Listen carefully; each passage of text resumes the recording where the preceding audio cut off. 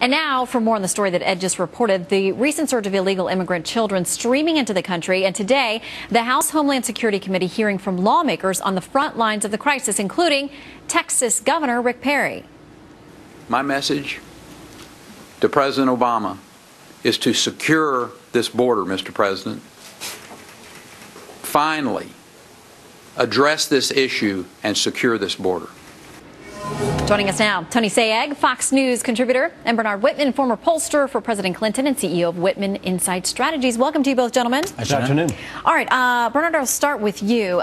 This is a struggle. If you've seen these pictures and you see the conditions these kids are being held in, everyone is heartbroken over that. It's a terrible situation.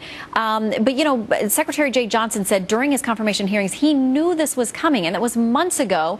So what responsibility do you think, if any, the administration bears here? I think the administration bears a tremendous amount of responsibility. It is a humanitarian tragedy driven by organized crime and human traffickers who are exploiting vulnerable children by spreading lies and misinformation to maximize their profits. So what is the administration doing?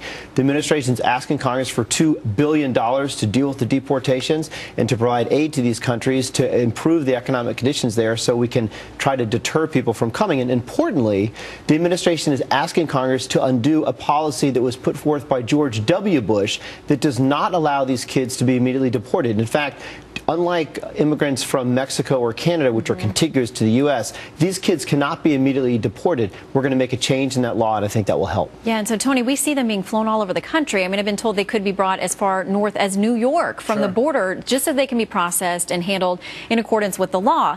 But we also hear that many of them are given court dates to show up. They know that the deportation proceedings are going to start against them, but 90%, by one estimation, by one study, I think it was the Washington Times, it said 90% of them don't ever even show up. So if the policy on paper is one thing, but the reality is they get to stay here, how do you convince these kids and these families not to take these incredible risks for these young children? Well, this is the exact problem with immigration policy in America today, Shannon. There are gaping holes in which people obviously fall through the cracks. Whether or not you think it's a good thing and you want that to happen or not, it still has created a situation in which there is a tremendous amount of pressure being put on the American taxpayer, particularly in these communities along the border. But as you even point out, well beyond, we talk about California, of course, up in Massachusetts, where they're putting some people in Georgia, Pennsylvania.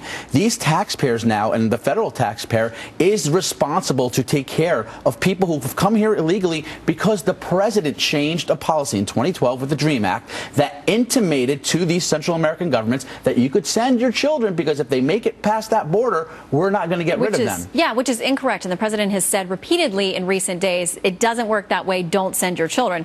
But they don't read the fine print. That's the right. problem. I mean, they get the message differently. The human traffickers definitely do not read the fine print. They're trying to maximize their profit. Give me $5 grand and I'll take your kid. I mean, and we don't know what happens to those children along the way. It's not a good situation. But Bernard, Secretary Johnson also said, I heard him talking about this in a press conference they held about the situation with the kids, and he said, this just makes a case for us doing immigration reform. I mean, is this the kind of thing that will ultimately end up being a benefit to the administration? They'll be able to use it to get something done, or does it blow up in their face because people think they're responsible? It certainly underscores the need for comprehensive immigration reform. And the thing that is so frustrating is we have a fantastic bipartisan bill that passed the Senate that would strengthen the borders. It would penalize those workers that or employers that hire undocumented workers. It would provide a pathway to citizenship that 3/4 of the American people actually support. It would enhance our economy, strengthen the middle class, help reduce the deficit. Why the House won't take this up, why Speaker Boehner won't allow a vote on this when it would likely pass, is completely beyond me. And I think, frankly, to instead sit on the sidelines and yell and scream at undocumented Latino children is abhorrent. We're going to run out of time, but Tony, super quick. I mean, he must not think he has the vote, so there's going to be a lot of internal turmoil he's not willing to take on.